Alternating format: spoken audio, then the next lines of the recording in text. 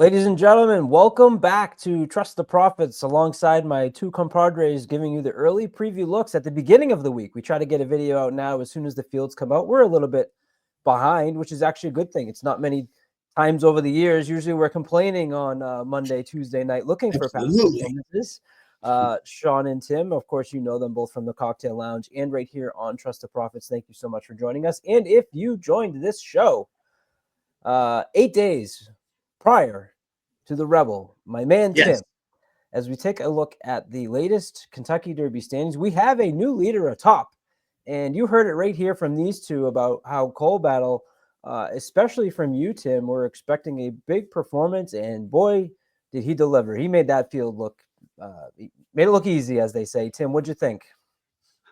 He continues to impress. He just steps up and does everything that he's being asked to do. There were lots of questions about his speed figures and his times. But the one thing that I noted was how professional he had been in each race and how he just did what he needed to win. And he did it again this weekend. And he made a middle move that I thought was impressive in and of itself. So he just continues to impress. I think even his own connections, obviously, it's a great story. It's a great Derby story. He's going to be in the gate, and even his own connections continue to be impressed. But he's 5 for 5 on dirt.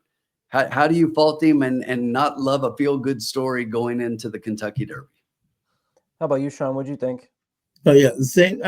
I kind of get that Seattle Slew vibe, like from Yakima Downs. Like everyone was like, "Who's this Seattle Slew horse?" You're just coming from nowhere, and then he kept climbing and climbing and climbing to become one of the best race horses of all time. It's just a wonderful story, with all the millions and the big owners and all that stuff.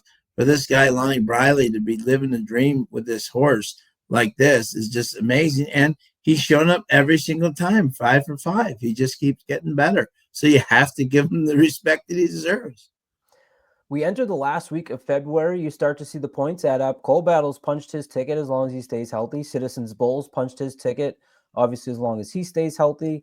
Magnitude's off the trail at 55 points, so that one comes out. And then you've got some horses at 30s and high 20s, which makes this weekend's continuation of the races worth 50 points that much important. Last year, this weekend was very painful for me, guys. This was a week that I had the excitement of the world on my shoulders, walking into the Fountain of Youth with a horse by the name of Locked. And unfortunately, the morning of, we lost Locked, and then we lost him off the Derby Trail, and then all my money went away when Game of Silks folded. So it quickly went from the highest of highs to the lowest of lows, and I'm still sitting on the lowest of lows, unfortunately. We'll try and get that back. We'll take a look at the 50-point race Fountain of Youth happening at Gulfstream Park. We have a field of 8 as I bring it up here for you. Guys, there's a horse here who has been number 1 on my Kentucky Derby list as we put together and put out that top 10 for everybody pretty much since I saw him, and that was the number 2, Sovereignty. This is a horse that has been at the high point of my list. Now, for those that joined in 2 weeks ago, we heard Riders Up Tim glowingly tell us about a horse by the name of East Ave, I said, Tim, be careful. Horse off the layoff going against a horse like Built, who had that race under the belt. Are you concerned about the layoff? And obviously Magnitude made us both look silly, but I think you come into the race here with the Fountain of Youth with a very similar situation for a horse by the name of Sovereignty, who, yes, extremely impressive last time out, but is coming off of the layoff. And although he's on top of my list, I'm going to listen to my own self and not put Sovereignty on top and just hope that he comes into this race and has a good off-the-bench performance that makes me still think that he's a horse that I really want to take into consideration. Had that big effort in the Street Sense up in Churchill in October. Sean, this is a horse that has been on your list as well. Tim, should I heed my own advice here and not bet Sovereignty off the layoff and just enjoy him as a fan? Honestly, I think you should. And look, it's it's really funny because as I went through the card, I got East Avenue vibes just as I looked at this, and high expectations for Sovereignty. I haven't been quite as high as a couple of you in our top 10 list that we've been doing here at Trust the Profits, because the thing about it is I've had questions about this horse since the end of last year. And the reason was that this one went on the shelf. You know, a lot of the horses as 2-year-olds go on the shelf after the juvenile and sometime around November. This one's been on the shelf since October. And you have to wonder, that was a really impressive win in the street sense at Churchill Downs. And you have to wonder, did something happen because they put this horse on the shelf for a while? But what's even more concerning to me is that if you look at the pattern of works, they're far from consistent. And there are lots of holes in the works. And the other thing that I saw about East Avenue is you kept hearing about how impressive he looked in the mornings, and his work showed that, and he was blistering the track, and his works were really fast. And I just see a lot of very average times here, a couple of decent times, but a lot of very average. And the gaps make me question what is exactly going on with this horse. And I'm going to be a little cautious and do what I should have done with East Avenue. And that is what I typically do. And, you know, it's one of the things is I looked at that horse and talked about him being a physical specimen. This is another one. Sovereignty looks really good. I mean, he's a horse that looks mature. He's got a great physical aspect to him. But based on everything that I see right here, I'm going to take a wait and see approach with him here. You're giving me Locked vibes with the way you just described that. Sean, where are you on Sovereignty? He's high on your list. Yeah, he's high on this list, and he doesn't have to win this race. Right. That's the way I kind of they have to get a start somewhere for him, and I think this race and this field, I think, provides him ample opportunity to get maybe second, third, come back. Nice, solid race. They don't have to win this race, and I think this is the perfect spot for him to get back on his feet, try to get something established underneath, and try to go for the Florida Derby, and then get enough points. Or if he has to, go to the Bluegrass and get enough points where if they think he's good enough, he can. He's already shown at supreme liking for Churchill Downs, so you know, so Kentucky may not be too far off for him. So I think it's a perfect comeback race for him that he doesn't have to win to move forward. Which is the exact words of why I'd say you don't bet him. You know, but here he's putting away two horses that we just saw run recently very easily in this October race. But I think that's for me, as I've talked about, finding spots to actually play against horses who the fans really gravitate towards. And this, you know, is not the name that you get with East Avenue or with Jonathan's Way. But I think he'll certainly take some money. And as you mentioned, all words are that he absolutely looks like the real deal. Let's see how it plays out on the track. Sean, I'll give you the credit for Burnham Square on Holy Bull Day, only because you were first in that morning to say number 7 Burnham Square. And I texted my father and said, hey, Sean likes Burnham Square, and he bet him, and he told me to tell you thank you on that day. Burnham Square is a horse who has shown the ability to come off the pace in 2 of his last 3, and then also go wire to wire in that effort on December 28th. This trained by Ian Wilkes. Tim, you were also on Burnham Square that day. Since adding blinkers, this horse has just been a completely different horse in the last 2 races. No doubt. Another hot horse that I think you both have maybe on top of your list for Derby. This is a horse who I would be, this would be my top pick in here, a horse that has that Holy Bull under his belt and has the talent. I think this is a great spot for him as well. Sean, what do you think about Burnham Square here? I love him. I mean, I think this is just this horse to me just reminds me of so many past Derby. He's just a grinder, and he just doesn't stop running. You know what I'm saying? He'll grind and grind. He won't look like like he's not going to be flight line. He's not going to win by like 20 lengths.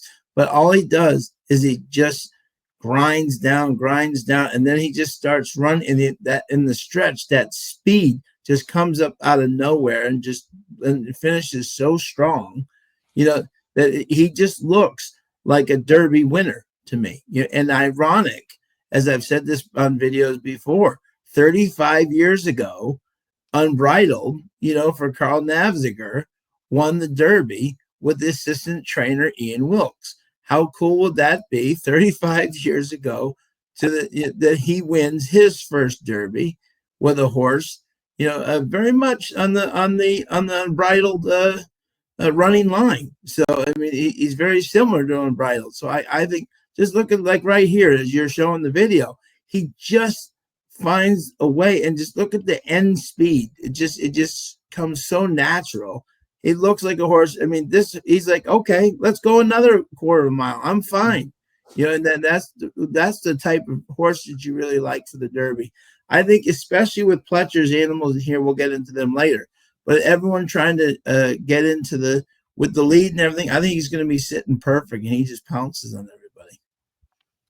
Yeah, that debut win was 9 lengths, and like I said, you can kind of draw a line through those first 2 horses. The trainer even said it, that without blinkers, the horse didn't know what to do. He didn't know where to go. He didn't know who to pass. He was like not a racehorse, and he still only lost by 3/4 of a length in that second effort.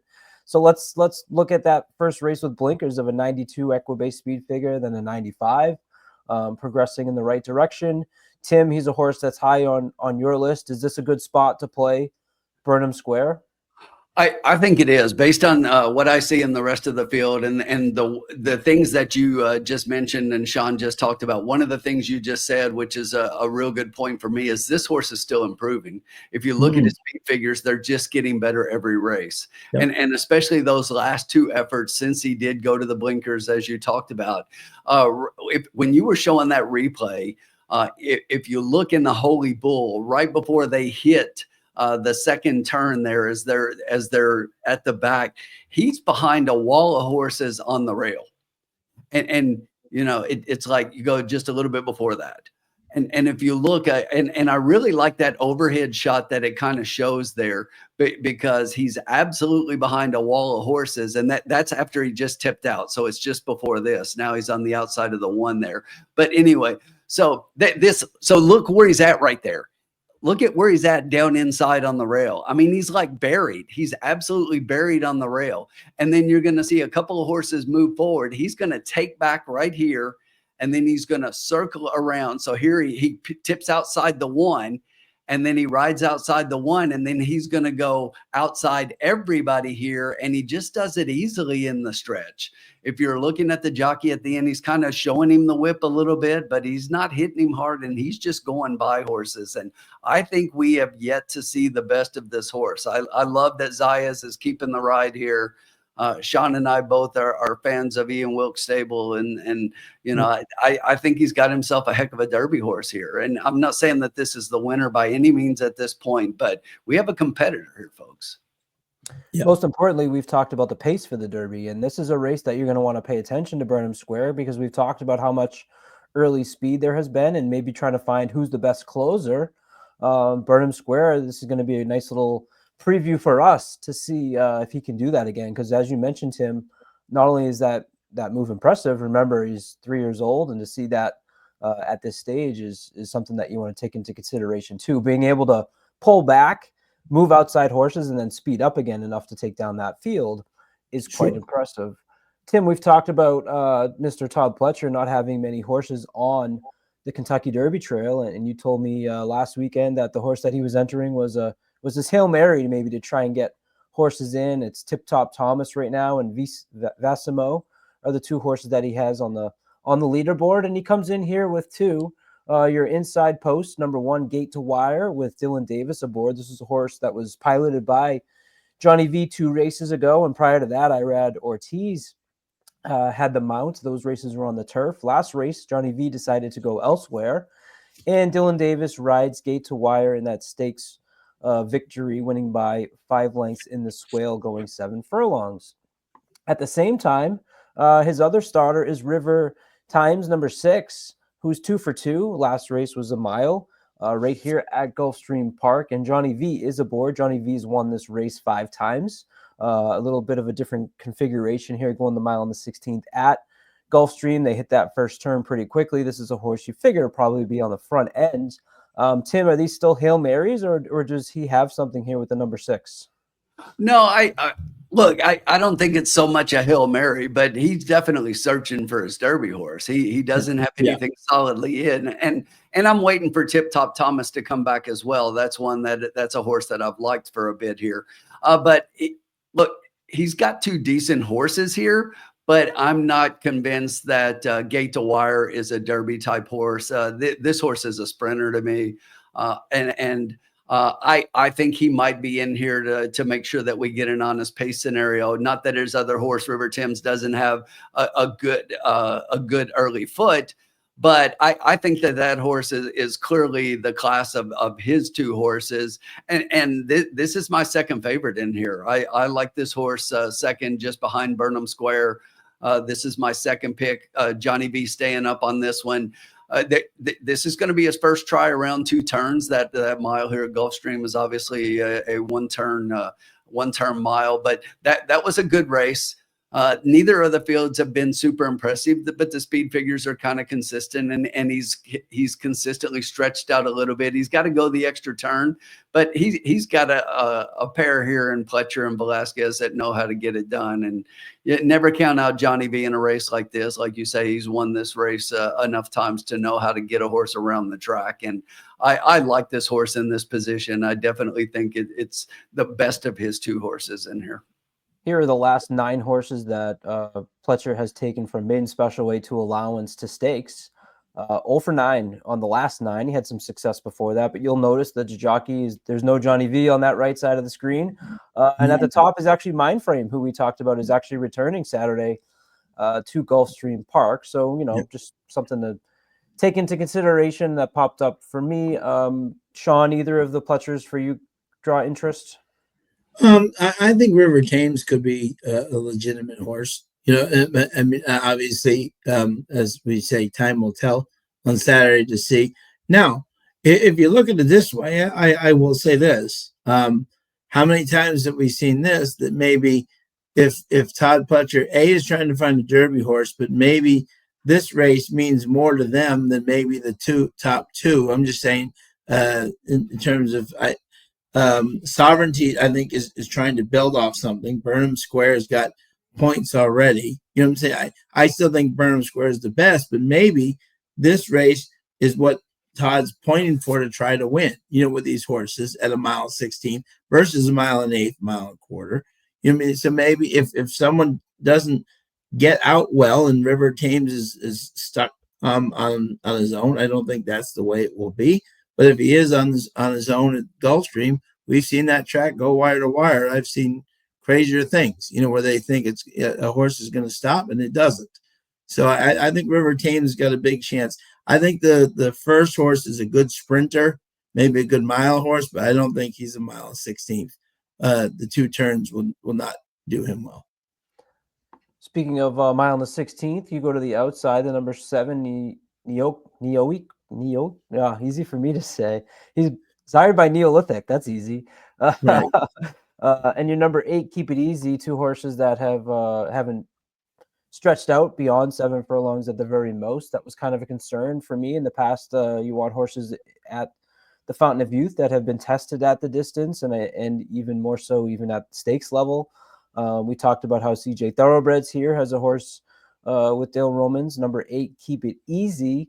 Something that popped out to me on this number 7, Messiah Neolithic. Neolithic actually does really well with horses going over the dirt for first time on the route. 21% with 115% ROI. So, you can look into that for what it is. Either of these 2 on the outside draw your interest at all? So for me, these are 2 interesting stories for different reasons. And if you look at Neo Equus, this horse, if you look at the last 4 races, 2 firsts and 2 seconds, and both of those seconds were rated by merit. And this is a horse that a lot of people really liked based on the 2-year-old races. And now we know will not be competing, had some issues come up, and is not going to be on the Kentucky Derby Trail. So based on that this horse finished just behind that, other than the 2 wins, there's obviously an interesting storyline. You get Irad Ortiz up for Safi Joseph Jr. here, who we know knows how to win a Gulfstream. So it's definitely really interesting. I think this horse is going to have to move forward, and it's the first time at 2 turns for this one. So there is clearly a storyline for that one. And then for the other one, for me, this is actually my 3rd pick. I'm gonna fade Sovereignty off the board based on what I've seen until I see better coming back. And I may include Sovereignty underneath with these 3, but these are my top 3. And Keep It Easy. The thing about that one for me is that Ed Brown was a really nice race, and I know it was sprinting, and this is a horse who now is going to be like several in here going 2 turns for the first time, but again, like several in here. But also, this is a $435,000 purchase. So other than the horses in here who were bred and owned by the breeders, if you look at everything that was auctioned, this is your highest price horse in the race. So obviously well thought of at the auction when they bought this horse. Dale Romans is keeping Corey Lannery up off that Ed Brown win. And this horse does have some really nice works. That 8 February bullet, 59 flat, 5 furlongs. That's a nice bullet, followed up by 2 maintenance works. So good pattern of works here for this one. Another one coming off a layoff. I think it's solidly only an underneath play. But that 87 buyer speed figure, if you're looking, I mean, that's what Sovereignty threw up last time out. And similar time frame. So both coming off a layoff off of similar performances. So I could see this one moving forward as well. And I'm going to have this one on my ticket underneath. The Dam has had some success as well going the routes. 11 starts, 4 victories, 36% win percentage, 55% in the money, with a positive 168 ROI. Obviously a small sample, but there's some history there of the Dam producing some horses that'll go the route. Here is Keep It Easy, as my computer struggles to keep up coming down the stretch. He was faster than that, I can assure you, finishing the race. There he goes for Keep It Easy. Sean, we only got 2 left since there's only 7 horses, and we're making pretty good time. Let's take a look at the 4 and the 5, McClellan and Solid Left. Okay. Solid Left is cross-entered on February 27th, so just keep an eye out if he enters into that race. Remember last year at the Fountain of Youth, we had all those scratches, and it scratched down to a 5-horse field, which Dornock took care of. This is a horse that has a victory at mile and the 16th over the Gulfstream Park surface. That was in a maiden special weight, so obviously a huge step up there for Brian Lynch. And the 4, McClellan, ran in the Mucho Macho Man, finishing 6th, 14 lengths behind on that January 4th day. Also cross-entered on February 27th. Another McKinsey horse with the Dam Don't Blame Me, which is actually, is that the same? It's the same race. They're both cross-entered into the same race on Thursday. Exactly. Race 8. Sean, either of those two grab any interest to be at least to be underneath, or do you think we've hit the horses that are going to beat them? No, I think we got the horses that I think Solid Left. I liked his maiden winner, and Brian Lynch, I mean, is doing fabulous down there. But I just don't think this horse is in the right group versus this horse. I will say this: I think if you're Sovereignty, you're hoping that McClellan and Solid Left stay in here because you have so much speed possibly in here. I'm just saying if you are a Sovereignty fan and you think if you're coming back from behind, you're going to have a lot of speed up front. You know what I'm saying? So at least if the more the merrier in this group. You could actually have a 22, 23 pace up there up front. So if you're a Sovereignty fan, you would hope that these horses would stay in because you're going to have a lot of horses up at the front trying to 2 turns or very similar to like the Oakland one could have been, but no, I think these 2 are both a notch below. Yeah, and I misspoke. The Dam stats I gave you were actually for the 4. The 4, Dam Don't Blame Me, is the one that has had 11 starts with 4 victories, not the 8. So, and the horse has actually shown the ability to handle the distance a little bit. So apologies there. Any last words, Tim? Any last thoughts on the Fountain of Youth? Obviously, it's a huge race, and it's basically a win and you're in. Yeah, the one thing is with those two horses for Thursday, I would keep an eye on that race and see if these two horses show up in that eighth Yeah. race, the Gulfstream on Thursday, because if they do, then obviously we know we'll get both of them scratched. And then we go from an 8-horse field to a 6-horse field. And I think it does, as Sean mentioned, change the complexity. But here's one thing that I like. If that does happen, I like keep it easy even a little bit more, because that horse is now going to move inside a little bit closer. And I think it just makes the race that much more competitive if those two horses scratch out. So I'm hoping they don't run Thursday. We see them scratch Thursday and they stay in here. But I just have a feeling we're going to see both of them race Thursday. And if they both scratch, that might set up pretty nicely for River Thames on the front end, if he's as talented as at least he showed in that main special weight and also the allowance as well. Sean, any last comments for you? Yeah, no, I just think this is a race where everything sets up perfectly for Burnham Square. I think you're gonna have some of these new shooters all trying to kind of get out towards that lead and up there. He'll just be sitting like Tim said, probably on the rail. Zayas has done a marvelous job with this horse. He knows when to push the button at the right time. I think the horses like Gate to Wire got to move early, you know what I mean? And which will cause an even bigger thing going around the far turn, and it sets up for Burnham perfectly. So I think he is definitely the horse to beat by far in this race, no matter how many horses run. Very good. Stay tuned to the channel. Doubling Down will be back this week, so be sure to tune in for that as we attack not only the Fountain of Youth, but the race prior to it. And then I told Vinny maybe we'll do that with the Gotham, and then I looked at the Gotham field and realized I'm going to have to spend a lot more time trying to refresh who the horses are in the Gotham. So you might get 2 episodes of Doubling Down this week. These guys will be back with the Lounge on Thursday night. Turfway again. Turfway, yeah. As long as Mother Nature cooperates, we're back there. Yeah, please. Exactly. Florence Racing Gods, please listen. Weather this week looks okay. I think we'll be at Turfway. Oh, good. There you go. Please like and subscribe. Stay tuned for plenty of content as we ramp up to Kentucky Derby season. We're seeing plus 200, 250 new subscribers. So welcome to all of you that have joined on for our run up to the Kentucky Derby season. Yes, for sure. There's no better place to find content as far as top 10s, replays, reactions, live streams to come in and talk in the chat with these guys to get familiar with the sport. If you're new, we try to offer a little bit of something for everybody, and we thank you all for coming along on this journey with us. Until next time, I'm Colin Sheehan. He's Sean Patrick Nolan, and he's Riders Up Tim. Good luck, everybody.